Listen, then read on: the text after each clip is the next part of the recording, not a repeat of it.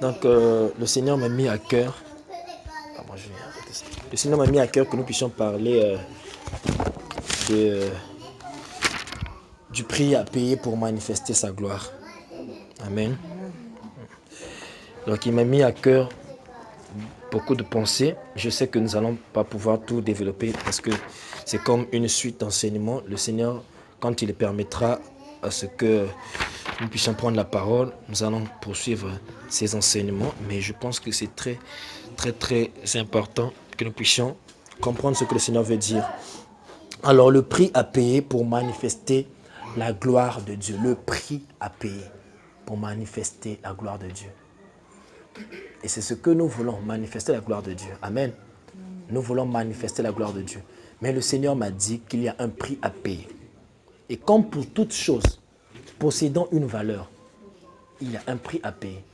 Tout ce qui a de la valeur sur terre se paye. Amen. Que ce soit les choses à manger, les choses les plus vitales ou les choses les moins importantes comme un stylo, ça se paye. Amen. Et nous savons aussi que les choses les plus valeureuses de ce monde ne sont pas faciles à trouver. Et ces choses pratiquement se trouvent sous le sol. Le Seigneur a permis cela pour que nous puissions comprendre parce que souvent ce qui est naturel enseigne ce qui est physique et ce qui est spirituel. Le pétrole, c'est en profondeur. Le diamant, l'or, le fer, tout ce qui a de la valeur pratiquement se trouve dans les profondeurs. Et ce n'est pas que dans les petites profondeurs, mais c'est vraiment au fond, à un point qu'il faut forer pour pouvoir trouver ce qui a de la valeur. Amen. Et le Seigneur veut nous faire comprendre qu'il faut payer un prix pour pouvoir obtenir ces choses valeureuses. Et le salut pour nous a une grande valeur. Mais il y a quelqu'un qui a eu à payer le prix pour le salut. C'est Jésus. Lui-même, il a payé le prix pour pouvoir nous accorder ce salut qui est gratuit. Mais pour le reste, nous avons le salut gratuitement. Mais pour le reste, devant Dieu, pour obtenir quoi que ce soit de Dieu, nous devons payer un prix. Amen. Nous devons payer un prix pour obtenir quoi que ce soit venant de Dieu. Et ce soir, le Seigneur nous emmène à voir quelques prix à payer. Il y en a beaucoup. Nous allons parler du premier, qui est le prix du temps. Dites avec moi le temps. Le prix du temps. Nous allons lire la parole de Dieu dans Marc 1:35.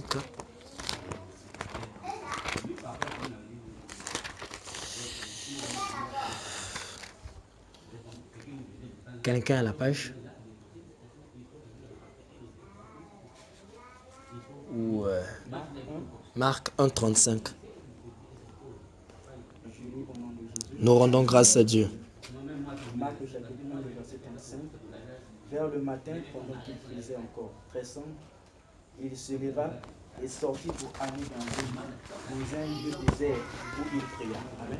Amen. Amen.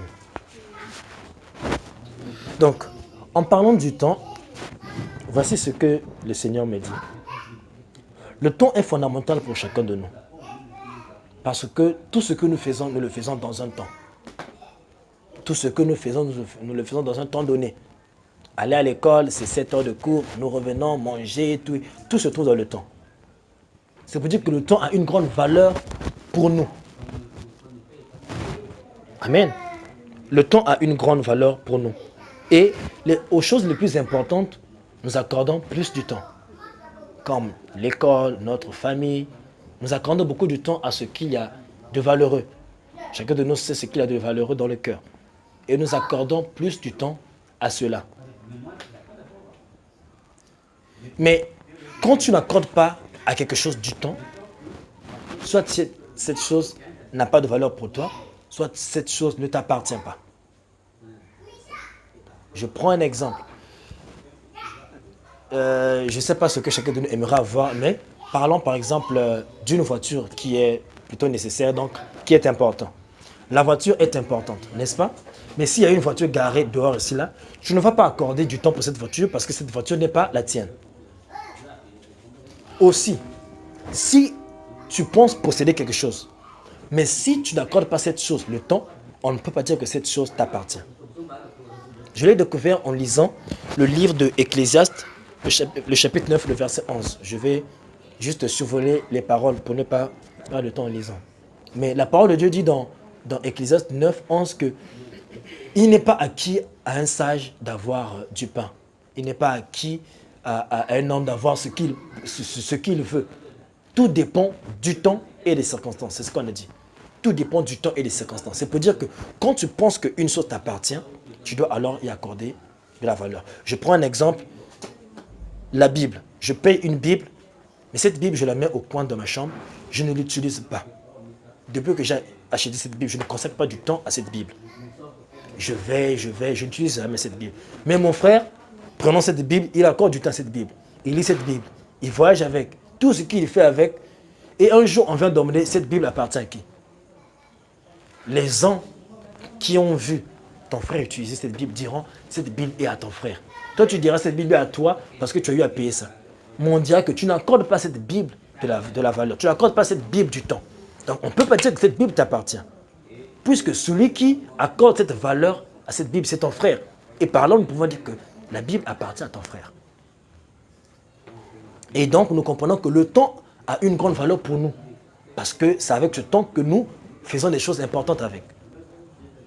Et Dieu m'a dit, le Saint-Esprit m'enseigne en me disant que le temps n'a aucune valeur devant Dieu.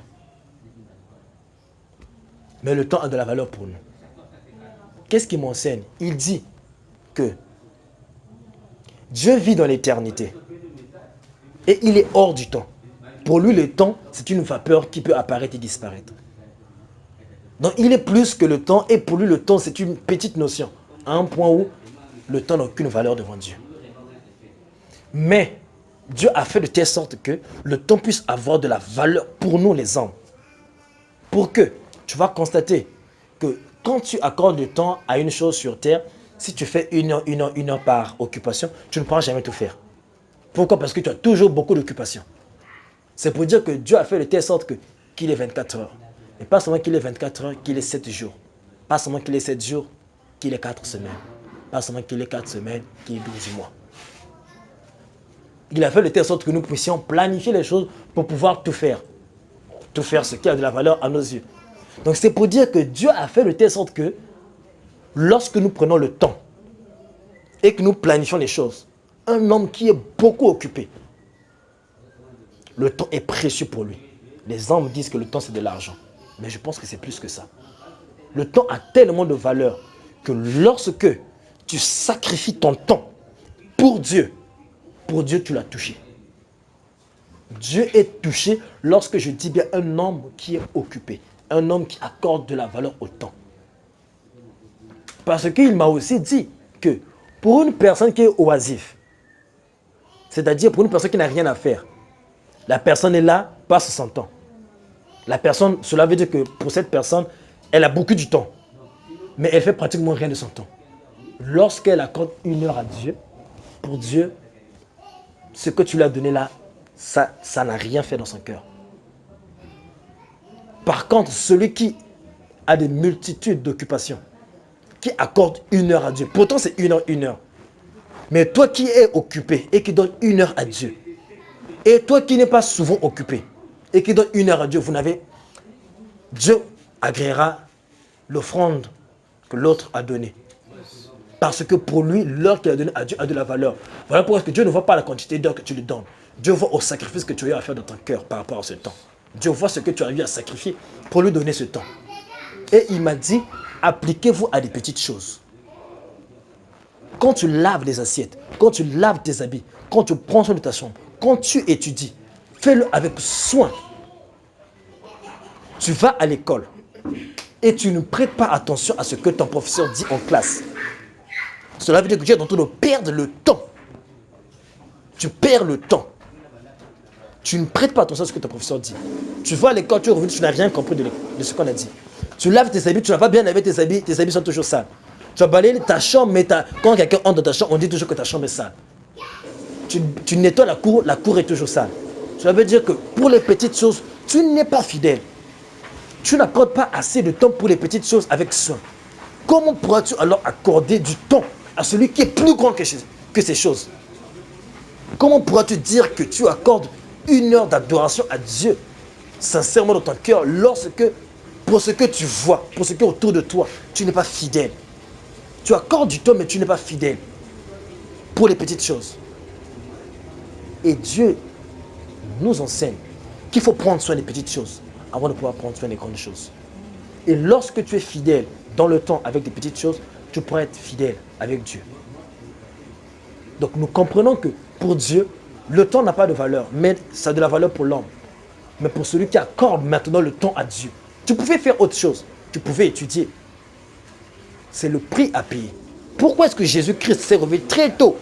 Il est allé chercher la face de Dieu lorsqu'il faisait encore nuit. Il n'y avait pas encore de lumière, il s'est réveillé. Il parle du sacrifice du sommeil. Nous devons apprendre à sacrifier notre sommeil. Oui, les hommes ont dit qu'il faut 8 heures du temps, 6 heures du temps. Ça, c'est ce que les hommes ont dit. Mais Dieu a donné à chacun de nous une grâce et une force, selon son bon plaisir. Quand tu es capable de sacrifier tes nuits pour le Seigneur, Dieu voit ça. La journée, tu es occupé. Tu peux vouloir te reposer pour que tu vas passer toute une journée à la fac.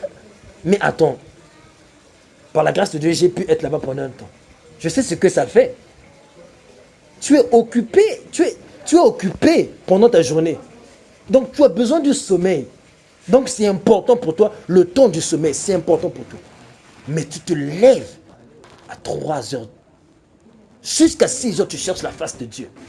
Et tu te prépares pour t'assurer à être à temps à l'école. Et même à l'école, tu ne te donnes pas des raisons. Non, comme j'ai prié pour Dieu, je dois un peu somnoler en classe. Tu pries et tu demandes à Dieu de te donner une force surnaturelle. Et à l'école, tu passes ta journée pleine. Tu ne ressens point de fatigue aussi. Parce que Dieu rafraîchit nos os. C'est ce que la Bible dit. Il donne la vigueur à nos os. Il est capable de nous donner cette force. Et quand Dieu voit ce genre de sacrifice, il est touché. C'est le prix pour rechercher la gloire de Dieu. L'apôtre Paul dit, vous savez comment est-ce que Dieu a oint Jésus-Christ de Nazareth, allant de lieu en lieu, prêchant la bonne nouvelle, guérissant les malades. Mais cette gloire, cette onction, il l'avait à quel moment? Pas quand il était au milieu de la foule. C'est quand il se retirait. Et dernièrement, je bénis le Seigneur pour ce qu'il a eu à dire. Les 40 jours qu'il a passés dans le désert. Et là, nous entrons dans le deuxième sacrifice. Par la gloire de Dieu, je me disais que je n'allais pas y arriver. C'est le prix à payer, le prix de la solitude. Oui, c'est un prix à payer. Vous allez me dire comment. Et on va y aller. Le prix de la solitude. Qu'est-ce que cela veut dire? Le Seigneur nous a enseigné que Jésus a passé 40 jours dans le désert. Dernièrement, c'est ce que le Seigneur nous a dit. 40 jours. Et dans le désert, c'est le lieu où nous sommes préparés. C'est aussi le lieu où nous allons chercher la face de Dieu. Où nous allons apprendre à être seuls avec Dieu. Comment peux-tu être au milieu des hommes? Tu sais vivre avec les hommes, mais tu ne sais pas vivre avec Dieu. Tu peux passer 2 heures de temps, 3 heures de temps avec ton frère en train de discuter, mais tu ne peux pas passer du temps avec Dieu. Jésus nous a donné l'exemple. Et il a vécu 40 jours et 40 nuits dans le désert, dans l'intimité avec Dieu, en train d'apprendre de Dieu. Et par la grâce de Dieu, il y a eu un homme aussi, autrefois appelé Saul, mais on le connaît par Paul. Après que Jésus-Christ l'a appelé à son service. Si vous avez lu les épîtres de Paul, quand il a parlé à Timothée et à Philémon, il dit qu'il est allé en Arabie. Luc n'a pas rapporté cela dans son évangile. Lorsque Luc a eu à raconter dans Actes, dans tous les actes des apôtres, ça ne se trouve pas. Mais Paul lui-même, il a rapporté dans les épîtres. Il dit que quand Dieu l'a sauvé, Dieu l'a retiré et il est allé en Arabie. Et ce que Paul nous a enseigné, personne ne lui a enseigné ça, si ce n'est que le Saint-Esprit. Ce ne sont pas les apôtres. Il lui-même l'a dit qu'il n'a pas reçu ça des hommes. Ce n'est pas Pierre, ce n'est pas Jean, ce n'est pas ceux qui ont vécu avec lui. Mais c'est le Saint-Esprit qui l'a enseigné. Quand il était seul, le prix de la solitude. Pourtant, Paul, il faisait des tentes. Mais il a laissé cela un moment. Il a abandonné sa vie un moment. Il a donné 13 ans. Pratiquement, c'est ce que les historiens rapportent. 13 ans de solitude avec Dieu. Ce n'est pas tout. Paul, le prix de la solitude. Je vais lire les versets. Mais le Seigneur a fait de telle sorte qu'il s'est retrouvé seul en prison. Il s'est retrouvé seul. Et il s'est retrouvé tellement seul à un point où on l'a fait amener de gauche à droite parce qu'on l'avait accusé faussement et tout et tout. Dans son dernier voyage missionnaire, pendant qu'il allait à Rome pour qu'on puisse le juger, il était seul. Il avait laissé tout le monde, Timothée, Céphas, il a laissé tout le monde. Il était seul dans le bateau qui les emmenait à Rome. Mais qu'est-ce qui s'est passé pendant cette solitude? Dieu est en train de se révéler à lui. Dieu est en train de lui dire, prends courage. De la même manière que tu enseignais à Jérusalem, je t'emmène à aller enseigner à Rome. Toujours enchaîné. Mais il était seul.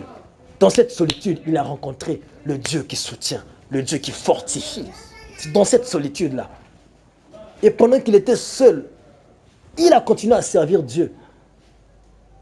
C'est pour dire que cette solitude ne constitue pas seulement à la retraite spirituelle. C'est vrai qu'il y a des moments qu'il faut être seul dans la retraite spirituelle. 1 semaine, 2, 30 jours, tu es seul dans une chambre ou quelque part. Mais il y a aussi une solitude, tu peux être au milieu, c'est-à-dire c'est une solitude dans le monde. Tu es au milieu des hommes, mais tu es seul avec Dieu. Et pendant qu'il était dans le bateau, qu'est-ce qui se passe? Les hommes ont eu des problèmes dans ce bateau. Mais Dieu révèle des solutions à Paul. Paul dit ceci, d'autres veulent le contredire. Quand on l'a contredit, ils ont vu des vents qui se sont levés. Mais voici que Dieu parle encore à Paul. Il dit que le Seigneur m'a montré un ange qui m'a dit que ces vents-là ne vont pas nous tuer. Aucun de nous ne va mourir.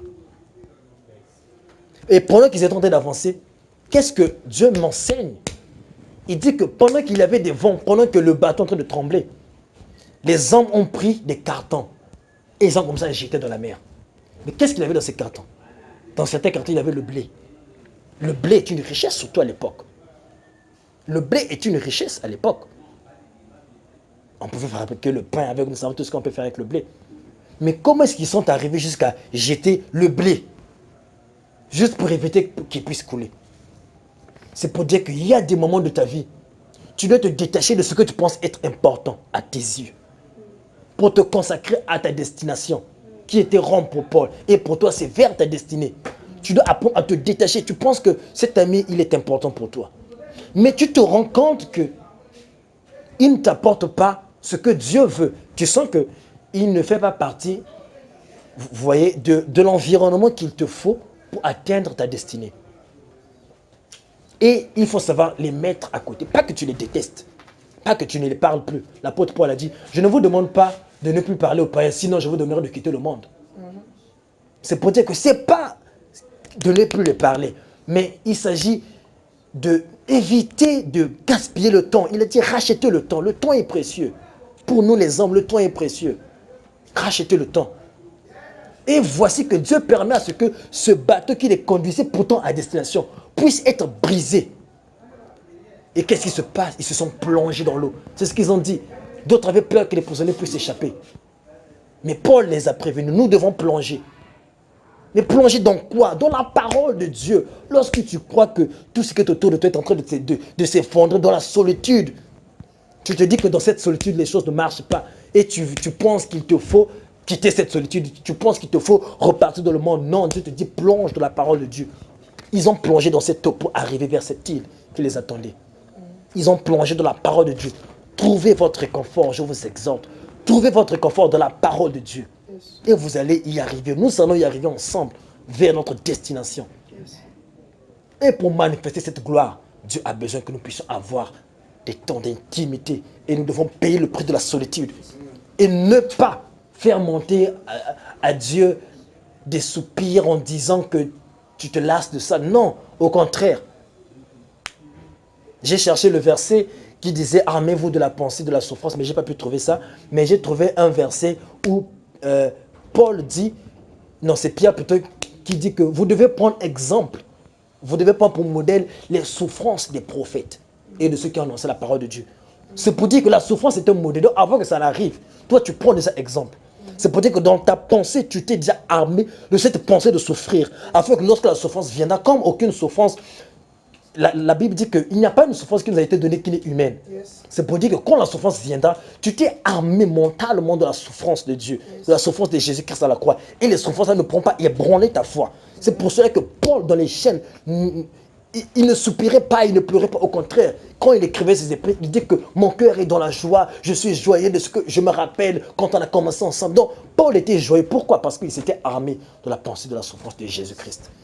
Voilà pourquoi il était capable de dire, je porte sur moi les marques de Jésus-Christ. Parce que pour lui, il a souffert avec Jésus. Et c'est ce que nous devons apprendre à faire. Le prix de la solitude. J'aimerais voir l'heure. 18h30. Accordez-moi encore juste 5 minutes. Et après avoir payé le prix de la solitude, il y a aussi le prix de l'obéissance et le prix de la consécration, de la sanctification. Mais nous allons parler un tout petit peu de l'obéissance. Dans l'obéissance, qu'est-ce qui se passe? Dans l'obéissance, il y a des pensées qui nous viennent à cœur que nous pensons ne pas être de Dieu. Il y a des pensées qui nous viennent, des inspirations. Et nous disons que ce n'est pas de Dieu.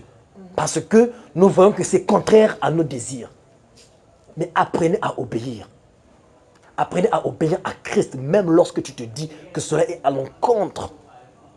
Et Dieu m'a largement enseigné sur ça. Et il continue à m'enseigner sur ça. Que tes pensées ne sont pas mes pensées. Oui, le Seigneur nous a instruit la dernière fois que nous pouvons avoir la pensée de Dieu. Et gloire à Dieu. Lorsque tu as la pensée de Dieu, alors tu obéis. Parce que tu sais que c'est de Dieu. Mais lorsque tu penses que cette pensée n'est pas de Dieu, alors sache que tes pensées, en ce moment-là, tes pensées ne sont pas des pensées de Dieu. Et obéis quand même. Qu'est-ce qui s'est passé avec Paul après avoir effectué ses voyages missionnaires en Macédoine, et après avoir passé chez Philippe, quand Philippe l'a appelé pour venir à leur secours. Quand il a fini là, qu'est-ce que la Bible dit? Paul dit que le Seigneur m'appelle à repartir en Jérusalem, bien qu'il m'a prévenu que j'aurais des liens. Donc Dieu l'a dit que quand tu vas aller à Jérusalem, on va t'enchaîner, on va te mettre en prison. Mais l'apôtre Paul obéit. Les disciples l'ont supplié, ont pleuré. L'apôtre Paul a même dit, mais pourquoi vous pleurez? Pourquoi vous voulez m'attrister? Parce que c'est le Seigneur qui m'appelle. Et il dit même, n'agissez pas, c'est comme si moi je ne me suis pas préparé à souffrir. Alléluia. Il dit, mais ne faites pas, c'est comme si, donc, ne parlez pas, c'est comme si moi je ne suis pas prêt pour cela. Et il dit même, c'est comme si ma vie avait une valeur. Parce qu'il était prêt à perdre sa vie pour Jésus. Il dit que je vais à Jérusalem. Et pendant qu'ils étaient en train d'aller, ils sont allés d'abord se reposer chez Philippe, si je ne me trompe pas. Quand ils sont allés chez Philippe l'évangéliste, voici qu'un prophète vient et le prophète prend un fil. Il prend la ceinture de Paul. Paul avait laissé apparemment sa ceinture. Le prophète là prend la ceinture de Paul, il s'attache les mains, il s'attache les pieds. Et il dit, le propriétaire de cette ceinture sera enchaîné. Et les disciples l'ont dit, mais tu vois, Dieu te prévient que tu seras enchaîné, ne va pas. Paul a dit, un ange m'est apparu et je dois aller à Jérusalem, sachant qu'on va l'emprisonner. Et c'est là qu'il est allé à Jérusalem. Et pendant qu'il est allé à Jérusalem, laissez-moi vous dire que malgré qu'on était en train d'enchaîner, comme vous allez lire les actes des apôtres, il était en train quand même d'évangéliser. Et pendant qu'il parlait, il y avait encore ceux qui ont cru. Et d'autres n'ont pas cru. Mais ceux qui n'ont pas cru, ça leur regarde parce que la Bible dit qu'ils ont endurci leur cœur. Mais ceux qui ont cru, gloire à Dieu. Donc s'ils n'avaient pas obéi, il y a des gens qui ne devaient pas être sauvés. Et il quitte à Jérusalem, il dit que j'en appelle à César. Pendant qu'il en appelait à César, il a croisé Agrippa et il a parlé à Agrippa et Agrippa le dit, en tout cas, bientôt tu vas me convaincre d'être chrétien. Tout ça pourquoi? Parce qu'il avait obéi. Après cela, il va à Rome. Et c'est à Rome là-bas qu'il est encore allé. Donc même lorsqu'il va à Rome, on lui dit, oh, mais nous n'avons pas reçu de l'aide. Donc après le bateau et tout, quand ils sont arrivés à destination, on a dit, mais nous n'avons pas reçu de lettre qu'un prisonnier arrive vers nous et tout. Donc cela veut dire que c'est comme si lui-même il était allé se livrer encore. Pourtant, il pouvait fuir. Il faut arriver là-bas, puisque Paul les avait tellement sortis des mauvaises situations. Et au lieu de le mettre en prison, on l'avait mis dans un endroit et on lui a dit que n'empêchez pas à ceux qui veulent venir le voir de venir le voir. Là, il avait même des privilèges que d'autres prisonniers n'avaient pas. Donc c'est pour dire que ce n'était pas des chaînes normales. C'est pour dire que le fait qu'il a obéi à Dieu, lorsqu'il est allé là-bas, il n'avait pas les mêmes circonstances que les autres qui désobéissent. Parce qu'il y a ceux qui sont en prison parce qu'ils ont désobéi et ceux qui sont en prison parce qu'ils ont obéi. Et Paul était en prison parce qu'il avait obéi à Dieu. Et voilà que comme lorsqu'il était à Rome, il a parlé aux hommes. Et ils ont parlé une réunion qui a commencé du matin jusqu'au soir. Les assoiffés de Dieu. Mais ça, c'est encore un autre prix. Bénissons le Seigneur, nous nous arrêtons par là. Gloire à Dieu, gloire à Dieu. Bénissons le nom du Seigneur par nos acclamations. Alléluia, alléluia, honneur à toi Seigneur, véritablement Dieu nous aime. Voilà pourquoi il nous envoie sa parole, il envoie son pain quotidien comme il a dit. Sa parole. Jour après jour, il a une parole qu'il faut, une parole pour chaque saison. Par rapport à la saison dans laquelle il veut nous entrer, Dieu veut nous faire comprendre. Il veut nous faire comprendre le prix à payer pour vivre la gloire. Il nous a appris qu'il est important de payer le prix du temps, de consacrer.